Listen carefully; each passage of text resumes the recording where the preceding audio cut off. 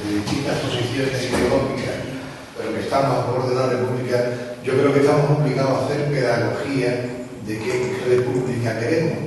Yo creo que es necesario que hagamos pedagogía, porque a mí me pasa todavía en el pueblo de un pueblo pequeño, gente bien, gente normalita, gente corriente, ciudadanos honestos, cuando me ven con la pegatina o me ven con eso, dicen, otra vez queremos el follón que tuvimos, otra vez vamos a dejar el follón. Es decir, por eso esta pedagogía se tiene que basar por una parte en la necesidad de recuperar la memoria histórica de qué ha pasado y restaurar la dignidad de las víctimas, que son dos elementos fundamentales. Nosotros tenemos que recuperar la memoria de 40 años de silencio y tenemos que restaurar la dignidad de las víctimas. Fijaos, hay una cosa malévola que se ha ido introduciendo gracias a que las fuerzas democráticas de izquierda o progresistas en general han ido abandonando, han ido dejando durante 30 años.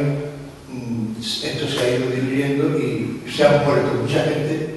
Yo he visto llorar a mucha gente que decía que me muero y que no recupero mi dignidad, que me muero y que me voy a la tumba y que estos hijos de Satanás se ríen de mí porque les he aguantado en el pueblo los que mataron a mi padre, a mi hermano, a mi primo, a mi hijo, y se han estado recorriendo 40 años. Yo he estado durante 40 años viendo caídos por dentro de España, no sé cuánto, no sé qué.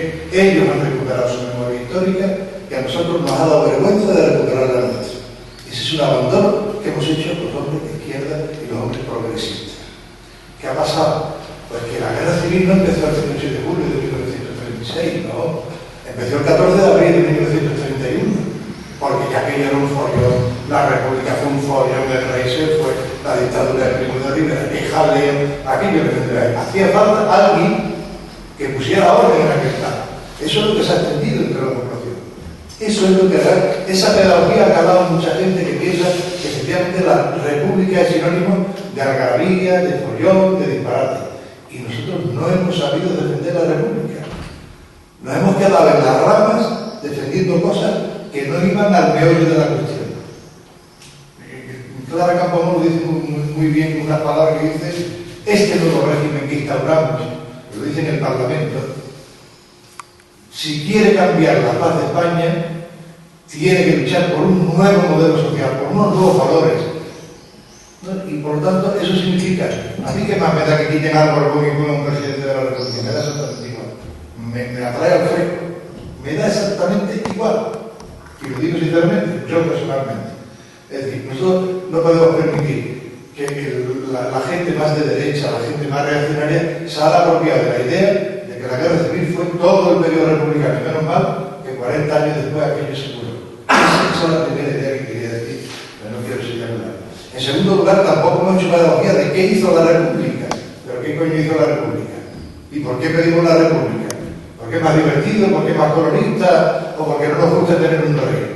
¿Qué pedagogía hemos hecho nosotros en ese terreno con la gente? Pues muy poca. Muy poca. Poquita. No hemos hablado de que conseguimos la ley del divorcio y conseguimos el voto femenino. No se ha hablado de que se dio un impulso a la educación de un país que venía del principio del siglo con el 40% de analfabetos, que se triplicaron las escuelas, que se multiplicaron los centros educativos, que los movimientos pedagógicos enriquecieron este país. De esas cosas no hablamos. Un poquito. Nos vamos a las anécdotas muchas veces. Y digo que empecé a hablar por mí, como crítica también. Tampoco hemos hablado de que se consiguió rebajar la mayoría de edad. Y en un corto espacio de tiempo, muy poquito, de 25 a 23 años, bueno, eran logros. Y fue muy poco tiempo que tuvimos para hacer esas cosas, o que tuvieron aquella gente para hacer cosas. La reforma agraria, que parcialmente fue un fracaso, pero que era el gran proyecto de un país donde el 45% de la tierra estaba en manos del 1% de la población. Un país feudal, un país donde el reparto de tierra que se hizo tras la conquista en Andalucía, por ejemplo, y aquí en Carbona y en Sevilla y en otros sitios, ese reparto fue brutal porque se dio a los señores y aquí no había nada más que gente braceros en el campo, esclavos del campo, trabajando para los calamos. Todavía escucho yo en el pueblo donde vivo, el amo de esto es fulano, todavía está eso encarnado. Nosotros no hacemos pedagogía de esas cosas, de esos valores que representó la República. Hablamos muchas veces de una república folclórica, en mi opinión, muy personal. No me toméis... Y por eso se dice, bueno, pues parece que Franco es que vino a por el orden en el caos. Y aquello estaba justificado, porque aquello era caótico. Se peleaban unos contra otros, se pegaban tiros en las calles.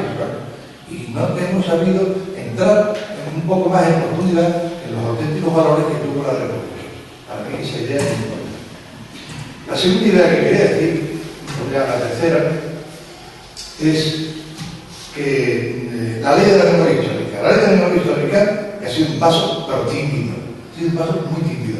Hoy creo que se ha discutido en el Parlamento una propuesta de John Herrera, de Iniciativa de Cataluña, para mejorar. Parece que había un sector del PSOE que está en la línea de modificar, la gente de Izquierda Unida, alguna otra gente que estaba dispuesto a modificar esa ley, pero esa ley tiene lagunas. Por ejemplo, hay una enorme confusión, y esto lo enlazo con lo anterior, que cuando la gente habla de la República, hay dos campos muy delimitados que la ley no delimita para matar. Eso es todo un revoluto, que es guerra civil, dictadura.